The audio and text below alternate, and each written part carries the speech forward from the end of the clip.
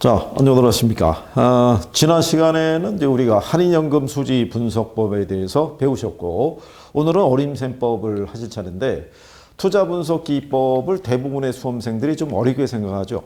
왜 그러냐면 이제 영업 현금 흐름 또 매각 현금 흐름 이런 또 흐름의 용어를 또 이렇게 접하고 난 다음에 뭔가 계산에 대한 어떤 이런 것들이 있지 않느냐. 예, 그래서 이제 좀 부담스러워 하시는데, 예, 그렇다고 해서 이 파트에서 근래는 이 계산의 요건은 잘 이렇게 구성은 안 돼요. 근데 이제 기본적인 이론은 좀 아셔야 되는 게 우리가 구하고 난 다음에 요령껏 해서면은 수년가 있죠. 예, 수년가는 현금 유입의 현가에서 유출의 현가를 빼서 계산하는 거예요.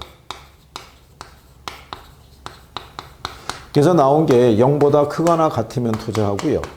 예, 수익성 지수는요. 유입의 현가를 유출의 현가로 얘는 나눠서 계산하는 거예요. 그래서 1보다 크거나 같으면 자, 내부 수익률은요. 유입의 현가하고 유출의 현가를 얘는 같게 만들어 주는 거예요. 그럼 지난 시간에 우리가 알려드렸지만 유입과 유출에 대한 게 유입이 2,000, 유출이 2,000이면 얘가 0일 거고요. 자, 2,000을 2,000으로 나누면 1일 거란 얘기죠. 그러니까 두 개를 갖게 해준다는 얘기는 수년가를 0으로 만들어주고 수익성 지수를 1로 만들어준다는 거. 예, 요걸 시험상에서 예, 활용하니까 기억해달라는 거고요. 얘네는 0하고 1로 투자 판단하는데 얘는 투자자의 요구 수익률과 비교해서 투자 여부를 결정한다는 것도 알아두셔야 돼요. 이걸 뭐 실현 수익률과 비교해서 투자 결정한다면 틀리는 거예요. 그죠? 예, 그거 알아두시면 되겠고요. 그 다음에 우리가 이론적으로 보면은요, 수년가법이 내부 수익률법보다 더 우월한 것으로. 예, 그거는 이제 253페이지에 수년가법하고 내부 수익률법의 비교가 있는데 안에 그 세세한 내용까지는 여러분들에게 구성하지는 않는데 자, 이론적으로 보면 누가 더 우수하다는 거예요. 수년가법이 더 우수해요. 예, 수년가법이 우수한데 여러분 시험에 이제 뭐를 기준으로 하냐면 재투자율을 기준으로 했을 때도 뭐가 우수하냐면 수년가법이 우수해요. 근데 우리가 지난번에 배웠단 말이죠.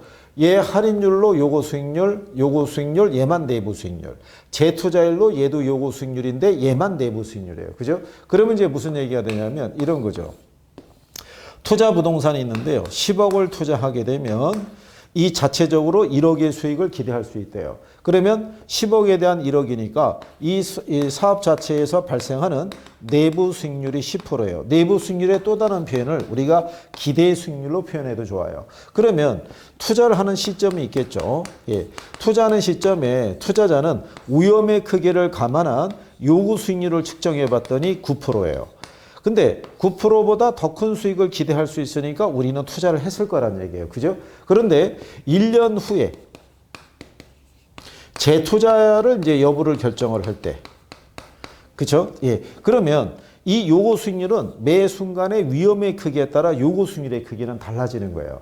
투자할 때는 9%였는데 위험이 커져가지고 재투자할 때는 11%의 수익률을 요구하게 돼 있어요. 예. 그런데 내부 수익률법에서는 이 내부 수익률을 그냥 재투자율로 쓰라는 거예요.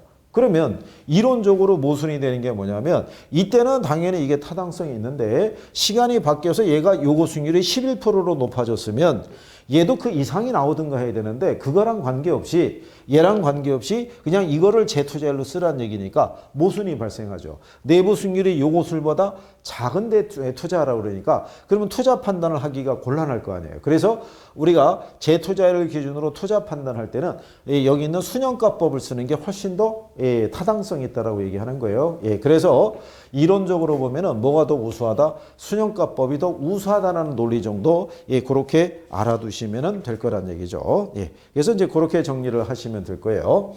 자, 그래서 이제 이런 이제 할인연금 수지 분석법에 관한 그런 내용을 알아보신 거고요. 254페이지에 가시게 되면 어림셈법이라고 있어요.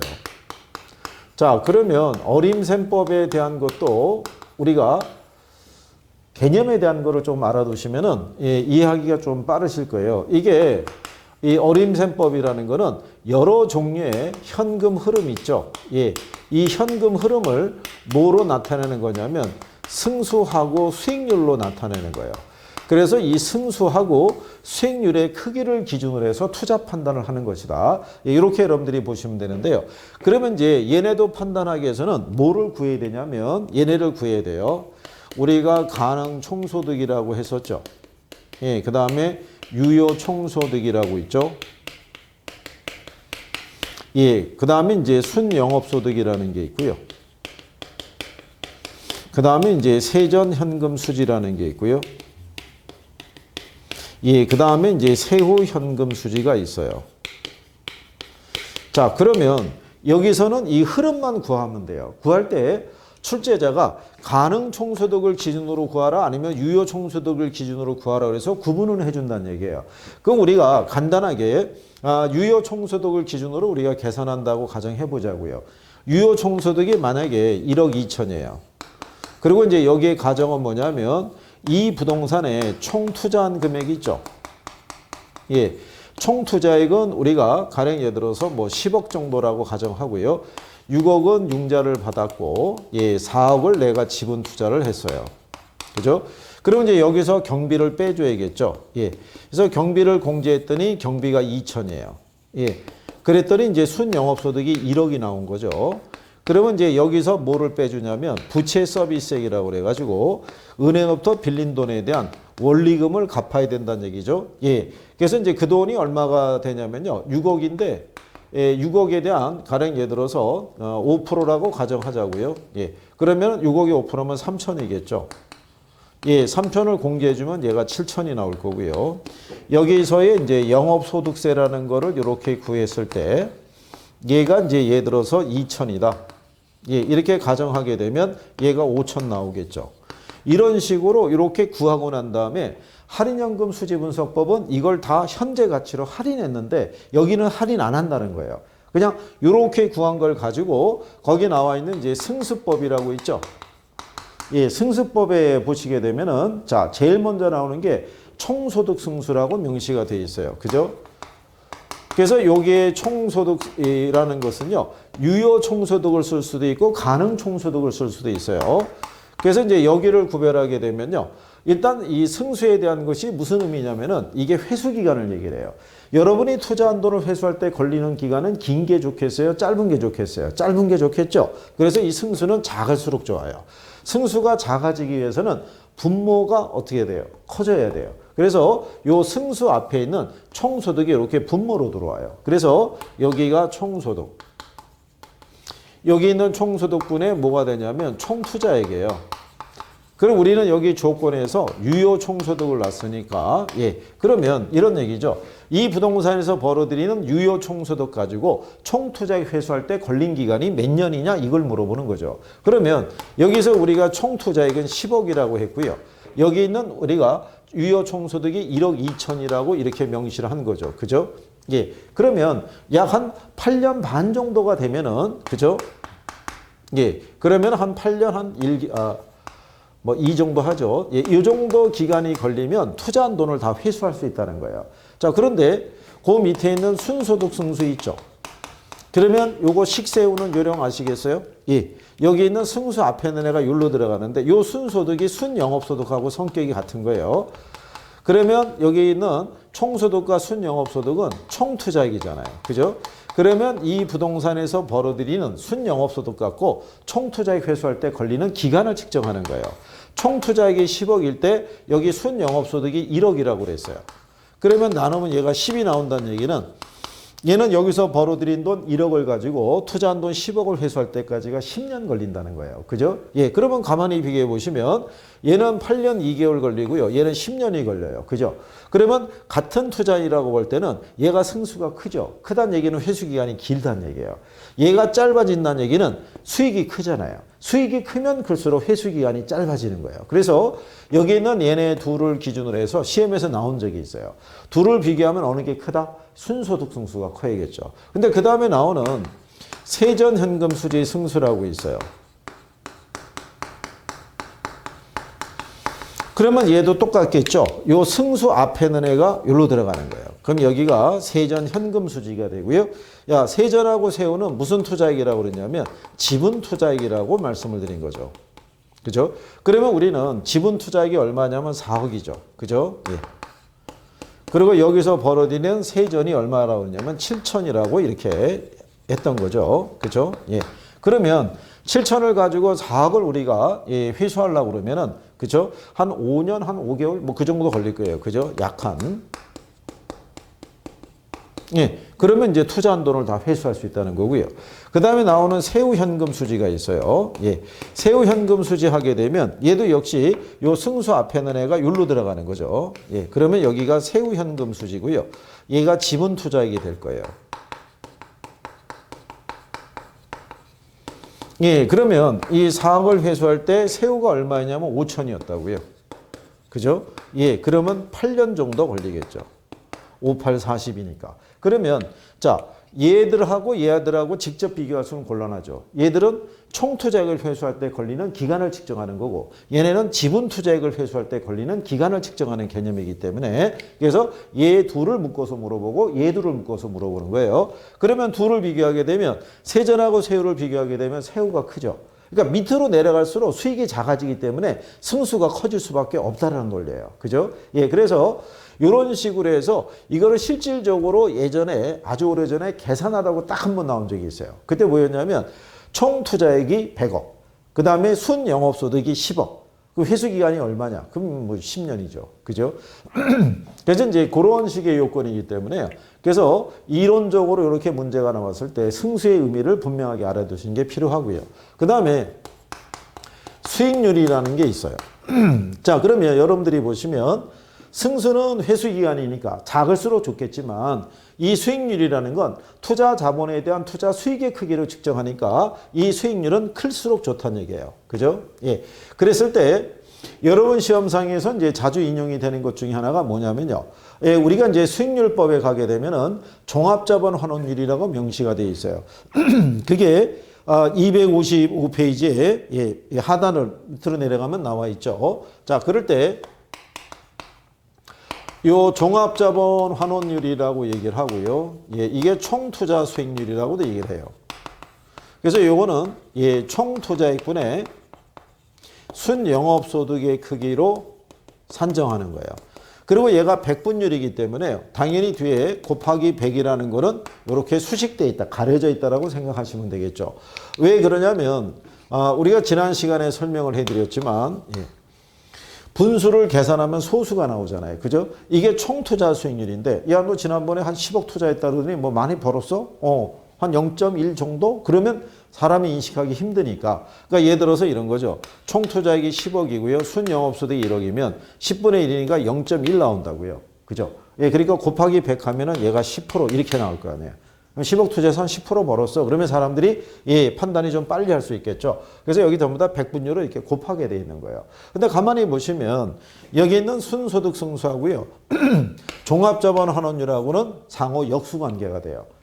분모 분자가 바뀌어 있잖아요. 그죠? 예. 그래서 순소득 승수의 역수는 종합자본 환원율이다. 이게 또 여러분 시험에 답으로 나왔던 거예요.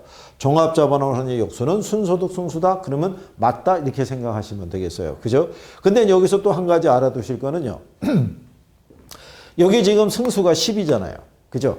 그러면 얘도 10%예요. 한쪽이 10이면 한쪽도 10이 나오는 거예요. 이 조건에서만 가능한 거예요. 예. 이것도 시험상에서 한번 나온 적이 있어요. 자, 승수를 10을 주고요. 종합자본 환원율을 8%를 주게 되면 틀리겠죠. 예. 그러니까 이런 거는 계산을 하라는 게 아니라 이 원리를 알고 있는 사람은 단순 대입해서 문제를 풀 수 있게끔 그렇게 유도하는 개념이라고 보시면 되겠죠. 그 다음에 세전현금 수지하고요. 역수가 뭐가 되냐면 이게 이제 왜 역수가 되는지는 아시겠어요? 승수는 작을수록 수익률은 클수록 좋잖아요. 그 상호 역수관계라고요. 그러니까 수익률이 커진다는 얘기는 자본의 시간이 짧아진다는 얘기하고 똑같다라고 보시면 되겠죠. 예, 요게 우리가 지분 배당률이라고도 얘기를 해요. 그래서 지분 배당률은요. 여기가 지분 투자액이고요. 세전 현금 수지의 크기로 구해주는 거죠. 그럼 왜 지분에 대한 대가냐면 우리가 이제 영업현금 흐름 할 때 알려드렸지만은 자, 순영업소득에서 부채 서비스액을 가지고 부채서 은행부터 빌린 돈의 대가잖아요. 주고 난 나머지가 내 주머니로 들어오는 거죠. 그러니까 지분에 대한 크기를 계산할 때는 세전현금 수지 기준이에요. 그래서 얘를 다른 말로 세전수익률이라고도 얘기를 하는데 출제자들은 세전수익률이라고 하게 되면 세전현금 수지 승수하고 바로 역수가 되는 걸 아니까 지분 배당률이라는 표현을 써요. 그래서 뭐 그런 정도라는 얘기죠. 예. 그래서 둘이 상호 역수관계가 수립이 된다 이런 얘기고요. 근데 이제 이건 똑같아요. 얘도 여기가 만약에 세전이 10이 나오면요. 얘도 10이 나오는 거예요. 그죠? 예, 그건 한번 이렇게 생각해 보세요. 지금 요게 7천이고 4억인데 얘가 만약에 4천이고 4억이라고 생각해 보세요. 그럼 얘가 10이 나오거든요. 그럼 얘가 뒤집어져 가지고 얘 지분 투자액이 4억이고 세전이 4천이라고 그러면 얘도 10% 나오죠. 그거는 모든 조건에서 같은 거예요. 예, 그 요령을 알아두시고요. 그 다음에 이제 세후 현금 수지 승수하고의 역수는 예, 그는 세후 수익률. 그러니까 얘네는 워낙 뚜렷하게 나오기 때문에 인용은 잘 안 되죠. 그래서 이것만 알면은 식이 정리가 되는 거죠. 그럼 여기는 지분 투자액이고요. 여기가 세후 현금 수지겠죠. 그러면 역수라는 것만 알고 계시게 된다 그러면은 한쪽만 정리가 되면은 다 정리할 수 있죠. 예, 그래서 그런 식으로 접근을 해보시는 게 조금 나을 수도 있다. 계산의 과정이 복잡하다라고 생각하시면 의미 정도만. 수익이 클수록 승수가 작아지더라. 그러니까 두 개 비교하면은 당연히 얘가 작고 얘가 크더라. 세전하고 세후 비교하면은 얘가 작고 얘가 크더라. 예, 그런 이론적인 거라도 정리해 두시면 될 거예요. 그죠? 예. 그래서 이제 어림셈법에 대한 예, 승수법하고 수익률법에 대한 것들을 예, 여러분들이 정리하신 거고요. 여기 나오는 그래서 여기 있는 어림셈법에서는 화폐 시간 가치를 고려하지 않는 거예요. 현재 가치를 할인하지 않고 그냥 1년 동안 발생한 현금 흐름을 구해서 이걸 그냥 대입을 하는 거예요. 그래서 일부러 이걸 다시 한번 써드린 거예요. 그죠? 예, 그래서 그렇게 정리하시면 되겠고요. 그 다음에 이제 256페이지에 가시면요. 예, 비율 분석법이라고 또 있죠. 여러 가지 이제 재무 비율을 나타내는 거죠.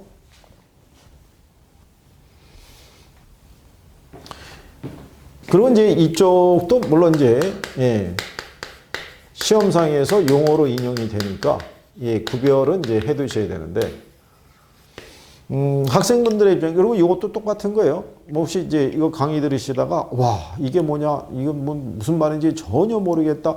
이거 덮으시면 안 되고, 한 3번 정도만 이렇게 돌아서 한번 정리 한번 해보시면 될 거예요. 그리고 나중에 여러분들이 문제에서 나오는 지문이나 이런 걸 보면은, 아, 이건 줄 때는 간결하게 주는구나, 어렵지 않게 주는구나, 이걸 이제 아시게 될 거예요. 그러니까, 나만 이해가 안 되는 거 아니고 다 비슷비슷해요. 그죠? 저희가 이제 현장에서 강의하고 막 이러더라도 처음에 그 표정들은 다 어이없다는 표정이에요. 근데 시간이 가면서 조금씩 개선이 되는 거니까 그렇게 생각하시면 될 거예요.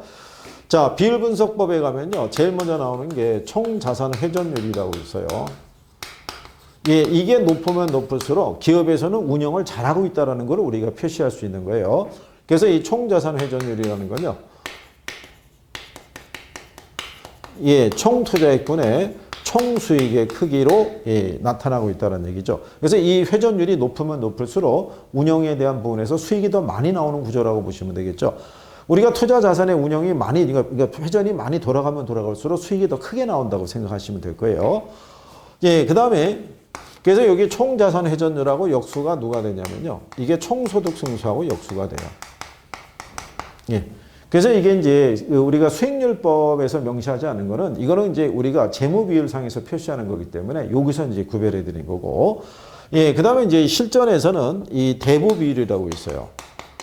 예, 용어는 알아두시는 게 필요해요. 대부 비율. 예. 대부 비율이라는 건요. 뒤에 금융에 가게 되면요. 담보 인정 비율 이렇게도 많이 써요. 그죠? 이게 LTV라고 얘기를 하죠. 그러니까 이게 부동산을 담보로 해서 융자를 받을 수 있는 크기 있죠. 예, 그거를 백분율로 나타낸 것이다라고 보시면 돼요. 예, 그래서 이제 얘는 이렇게 구할 수가 있겠죠. 우리가 거기 보시게 되면 대부 비율이라는 거는 부동산 가치에 대한 예, 융자금의 크기 있죠. 예, 이거를 이제 우리가 백분율로 나타낸 거죠. 그러니까 가령 예를 들어서 대부 비율을 만약에 60%를 줬다는 얘기는 부동산의 가치를 100으로 가정했을 때 융자금이 한 60%에 대한 크기를 갖고 있다는 거죠. 100분의 60 하면 0.6 나오니까 곱하기 100 하면은 60%라는 얘기죠. 그렇죠? 예. 그러면 1억짜리 부동산이면 최대 6천만 원까지는 융자를 받을 수 있다. 그렇죠? 2억짜리면은 1억 2천까지는 융자를 받을 수 있다. 뭐 이런 걸 얘기를 해요. 그죠? 그런데 요 대부 비율이라는 건요. 뭐하고 또 밀접한 연관성이 있냐면 부채 비율과 밀접한 연관성이 있다라고 얘기를 해요. 그러면 요 부채 비율이라는 건요. 지분에 대한 이 부채의 크기를 나타내요. 그래서 지분이라는 거는 자기 자본이라고 생각하시면 되고요.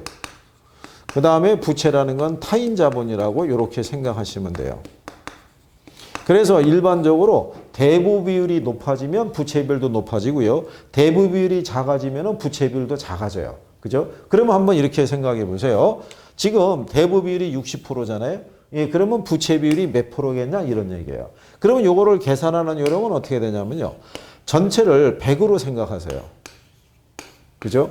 자, 부동산이 이제 전체가 100이라는 가치가 있을 때 대부 비율이 60%라는 건 빌린 게 60이라는 거예요. 타인 자본이. 그러면 60을 여기다 적으시고 그럼 100에서 60을 빼면 남는 게 40이죠.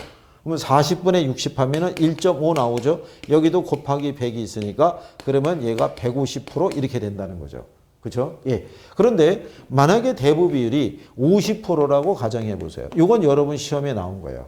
대부 비율이 50%일 때 그럼 부채 비율은 얼마가 될까? 그러면 전체가 100인데 빌린 게 50. 그러면 나머지 50이 내 거잖아요. 그럼 50분의 50 하면 1이 나오죠. 그러면 곱하기 100이 있으니까 얘는 100% 이렇게 되겠죠. 그렇죠? 예, 그래서 대부 비율이 50%일 때 부채 비율은 100%일 것이다. 이렇게 시험에 나온 거예요. 여러분 시험에. 예. 자, 그래서 여기 여러분들이 보시면 대부 비율이 커지면 부채 비율도 커져요. 그런데 대부 비율이 작아지면 부채 비율도 작아지는 거예요. 그죠? 예. 그래서 그런 관계에 있다는 것 정도. 그래서 거기 예로 정리를 해드린 거죠. 그래서 50%, 60%, 80%, 100%에서 박스로 이렇게 해서 수식을 구별해 놓은 거죠. 언제? 257페이지에 거기 명시가 돼 있죠. 그래서 그렇게 이제 여러분들이 구별하시면 될 거고요. 그러면 이제 이걸 나중에 금융에서 어떻게 쓰면 되냐면요. 대부 비율이 60%라는 거는 부동산 가치 대비 융자금의 크기를 나타내잖아요. 그럼 만약에 이렇게 생각해 보세요. 부동산의 가치가 3억인데 대부 비율이 60%예요. 그럼 3억 대비 60%면 얼마 나오겠어요? 3, 6, 18? 예, 1억 8천.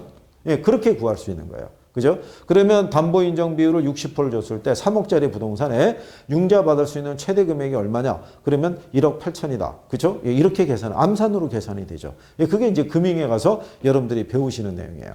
그 다음에 이제 257페이지 그 박스 밑에 가면 부채 감당률이라고 있어요. 얘는 또 시험상에서 별도로도 언급이 되기 때문에 예. 근데 얘도 제목을 놓고 기억을 하시면 돼요. 부채 감당률이니까요. 융자 상환 능력을 얘기를 해요. 융자 상환 능력을. 그래서 이렇게 보시면은 부채 서비스액분의 순영업소득이란 말이죠. 예, 그러면 요거는 그 부동산에서 벌어들이는 순영업소득을 가지고 은행으로부터 빌린 돈, 원리금에 대한 상환이 제대로 이루어질 수 있느냐를 측정하는 거예요. 그죠? 예, 그래서 융자 상환 능력을 측정하는데요. 융자 상환 능력은 클수록 좋죠. 그러니까 얘는 1보다 클 거를 요구를 해요. 그렇죠? 예. 그래서 은행 입장에서는요. 혹시 만약에 대출을 해주고 난 다음에 채무 불행의 가능성을 줄이기 위해서는 부채 감당률을 높일수록 그죠? 예, 채무 불행의 가능성을 작게 한다는 얘기죠. 그게 무슨 얘기냐면요. 뭐 A라는 부동산이 있을 때요. 부채 서비스액의 얘도 100이고요. B도 봤을 때 얘도 100이에요. 그죠? 예, 그랬을 때 여러분들이 보시면 얘는 150이고요. 얘는 120이에요. 그러면 100분의 150이면 1.5가 나오죠. 100분의 120 하면 1.2가 나오겠죠. 그죠? 그러면 이 수치가 1보다 크면 클수록 어떻게 돼요? 융자 상환 능력이 더 커지죠. 그러면 채무 불행의 가능성을 줄이기 위해서는 부채 감당률의 수치를 높이는 게 바람직하다고 할 수 있죠.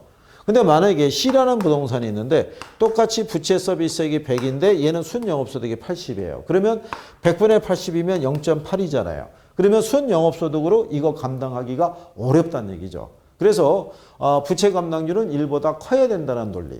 그렇죠? 예. 그리고 채무 불행의 가능성을 줄이기 위해서는 금융기관의 입장에서는 부채 감당률을 높이는 게 대처할 수 있는 방법이 되더라. 이런 얘기가 될 거예요. 그래서 이게 1.5라는 거는요. 순영업소득이 부채 서비스액의 1.5배다라는 얘기하고 똑같아요. 그래서 그거를 지문으로도 여러분들에게 쓰는 거예요. 부채 감당률이란 순영업소득이 부채 서비스액의 몇 배가 되는가를 나타내는 비율이다. 이렇게도 나오는 거죠. 예, 그래서 그런 용어들에 대해서 한 번 더 확인하시면 될 거예요. 그래서 이거 처음에 이렇게 쭉 말로 들을 때는 잘 모르겠는데 다시 한번 이렇게 한 두세 번만 되새김질 해보시면 조금씩 귀에 들어올 수 있을 거예요. 그죠? 예. 그 다음에 이제 네 번째로 나오는 게 채무 불이행률이죠.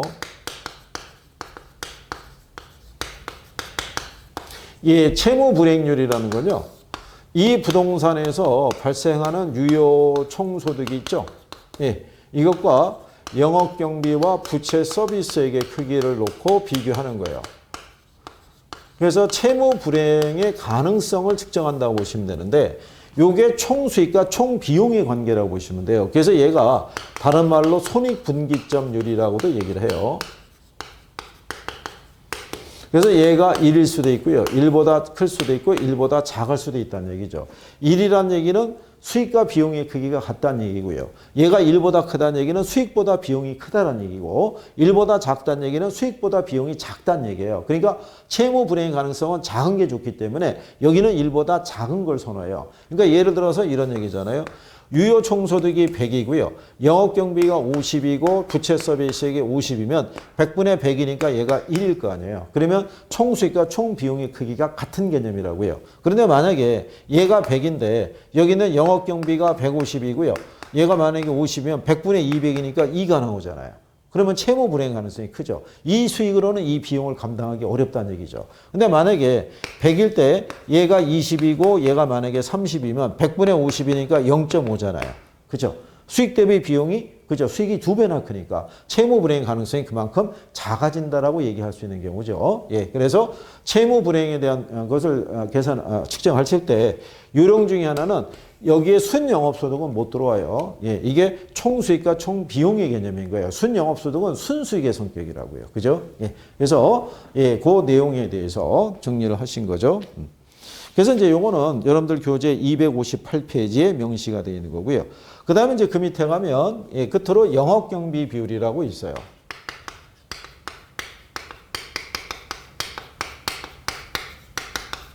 예, 영업경비 비율이라는 건요.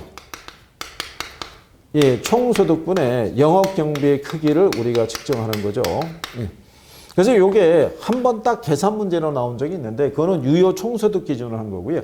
기본적인 개념에 보면 총소득 대비 경비의 크기가 적은 게 좋겠죠. 그럴수록 생산성이 좋다. 이 여부를 측정할 때 영업경비 비율을 활용할 수 있다. 그러니까 지문 이론적으로는 잘 인용은 안 돼요. 이론적으로 많이 나오는 거는 대부비율, 부채감당률, 채무불이행률 요거를 기준으로 해서 정리 정도 해두시면 될 거예요. 처음에 나오는 이쪽에 투자 분석 기법을 싫어하시는 것 중에 하나가 또 뭐냐면 특히 어림셈법은 분수식이 많죠. 예, 그래서 힘들어 하시는 거예요. 예, 그런데 여러분들이 우리가 이제 학생들이 어렸을 때 예, 이제 분수에 이제 뭐 덧셈, 뺄셈, 곱셈, 나눗셈서부터 우리가 이제 부담스러워하는 거죠. 다 비슷해요. 그러니까 예, 부담 갖지 마시고 이론적으로 자, 부채 감당률은 1보다 커야 된다, 작아야 된다, 커야 된다. 예. 그런 거라도 하나씩 이렇게 알아가시면 돼요. 그죠? 예, 그렇게 해서 여기까지 투자론에 대한 거를 정리를 해 보셨고요. 다음 시간에는 우리가 금융론을 기준으로 해서 정리해 보도록 하겠습니다.